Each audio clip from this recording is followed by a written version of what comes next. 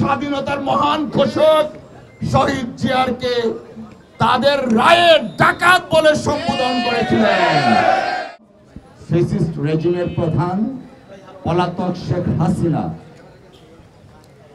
একদিনেই তার ফ্যাসিস্টে পরিণত হয়নি। তাকে ফ্যাসিস্টে পরিণত করার জন্য বা তৈরি করার জন্য দেশের বিভিন্ন অঙ্গ কাজ করেছিলেন প্রত্যক্ষভাবে। কোন মানুষ দলীয় দৃষ্টিকোণ থেকে পবিত্র চেয়ারে বসেও তথাকথিত বাদ অর্থাৎ মুজিববাদের আদর্শে অনুপ্রাণিত হয়ে কাজ করতেন। সেই সমস্ত প্রতিষ্ঠানের অন্যতম একটা প্রতিষ্ঠান ছিল, দুঃখজনক হলেও আমরা যে প্রতিষ্ঠানের সাথে অঙ্গাঅঙ্গিভাবে জড়িত। প্রিয় সাথীরা আমার, বিচার বিভাগের অনেক বিচারপতি ছিলেন যারা মাথা উঁচু করে দাঁড়াতে চেষ্টা করেছিলেন,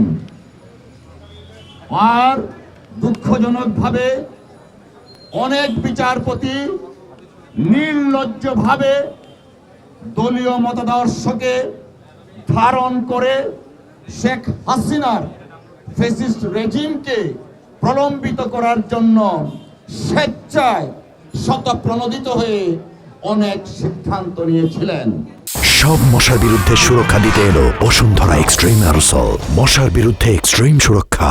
দেশনেত্রী বেগম খালেদা জিয়ার বিরুদ্ধে রায়, তাকে কারাগারে প্রেরণ, সবকিছু ছিল শেখ হাসিনার নির্দেশে। কিছু কিছু বিচারক সেই কাজটা করেছিলেন। আবার 2018 সনের নির্বাচনে এই মহামান্য হাইকোর্ট বিভাগ থেকে একটি বেঞ্চ বিএনপির অনেক এমপিকে কি করেছিল? নির্বাচনে অযোগ্য ঘোষণা করেছিল। দেশনেত্রী বেগম খালেদা জিয়া সহ বিএনপির অনেক এমপি প্রার্থীকে নির্বাচনে অযোগ্য ঘোষণা করেছিল।